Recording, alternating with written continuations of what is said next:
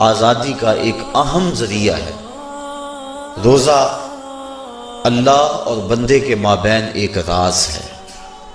روزہ نور ہے، ضیاء اور روشنی ہے، اور آقا کریم صلی اللہ علیہ وآلہ وسلم نے روزے کی فضیلت بیان کرتے ہوئے ارشاد فرمایا کہ ہر شے کی کوئی زکوٰۃ ہوتی ہے، انسان کے جسم کی زکوٰۃ روزہ ہے۔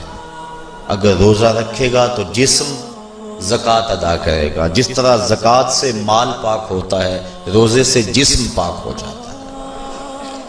اور روزہ ویسے بھی انسان کے لیے شفا کا پیام ہے۔ فرمایا کہ سحری کھایا کرو، چونکہ سحری کے کھانے کے اندر بھی اللہ نے برکت رکھی ہے۔ تو یہ ماہ سیام اپنے دامن میں برکتیں لے کر، رحمتیں لے کر نازل ہوتا ہے۔ اس کا پہلا حصہ رحمت، درمیانی حصہ مغفرت، اور آخری حصہ جہنم سے آزادی کا مژدہ جاں فضا ہے۔ حدیث میں آتا ہے کہ اللہ نے میری امت کو رمضان المبارک کے روزے کے حوالے سے 5 چیزیں ایسی عطا کی ہیں جو اس سے قبل کسی امت کو نصیب نہیں ہوئی۔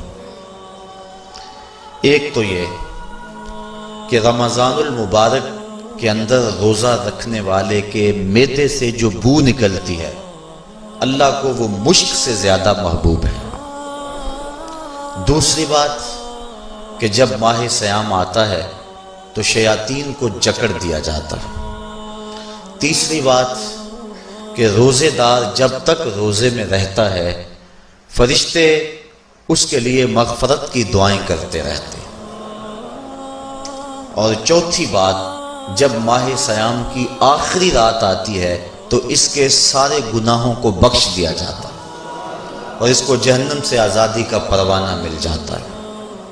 بلکہ ایک صحابی نے حضور سے عرض کی کہ آقا کریم، جو یہ جہنم سے آزادی کا پروانہ مومن کو ملتا ہے تو کیا یہ لیلۃ القدر کی رات ہے؟ تو آقا کریم نے فرمایا نہیں، جب مزدور اپنی مزدوری مکمل کرتا ہے، جب اس کی دہاڑی پوری ہو جاتی ہے تو پھر اس کو اس کا مالک کچھ دیتا ہے، تو یہ جو اس کو بخشش اور مغفرت کا مژدہ جاں فضا دیا جاتا ہے، یہ اس کی مزدوری ہے۔ اور فرمایا کہ جو لیلۃ القدر کی برکتیں اس کو حاصل ہوتی ہیں، یہ اس کے علاوہ ہیں۔ اور یہ اللہ تعالیٰ جل شانہ نے خاص کرم نوازی فرمائی بندہ مومن پر کہ اس کو یہ بابرکت رات عطا فرمائی۔ اور 5ویں فضیلت جو اس کو دی گئی روزہ دار کو، اور حضور سے قبل جو امتوں میں لوگ روزے رکھتے تھے، یہ فضیلتیں ان کو نہیں عطا کی گئی۔ جنت کو پورا مومن کے لیے آراستہ و پیراستہ کیا جاتا ہے۔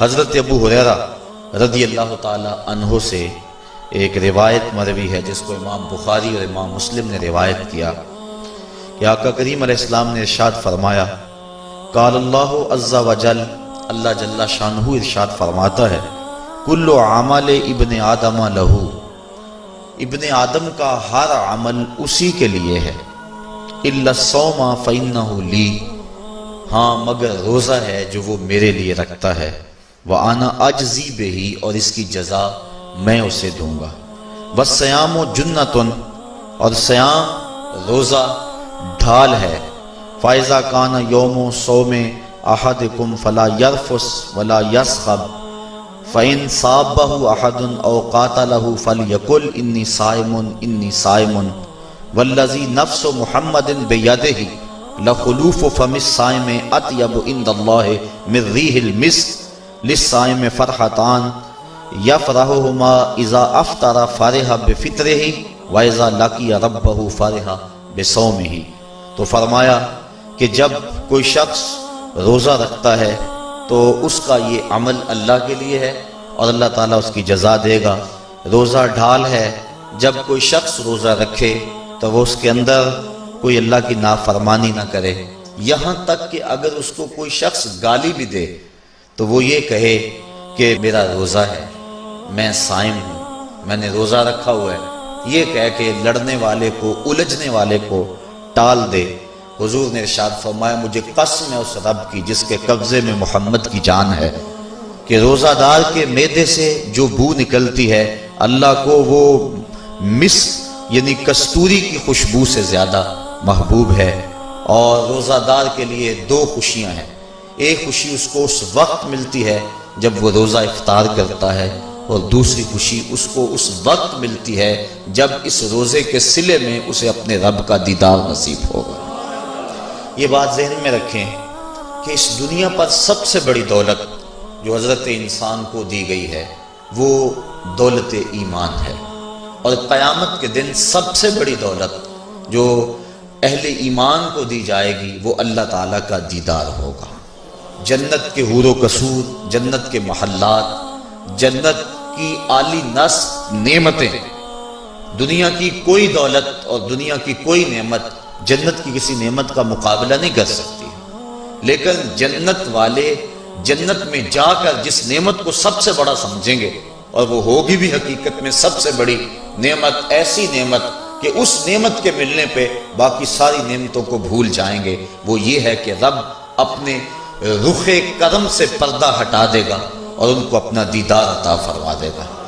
تو یہ سب سے بڑی دولت جو مومن کو آخرت میں نصیب ہوگی یہ روزے کے صلے میں نصیب ہوگی۔ یہ روزے کا وہ ثمر ہے، یہ روزے کا وہ پھل ہے جو اللہ اہل ایمان کو قیامت کے دن عطا فرمائے گا۔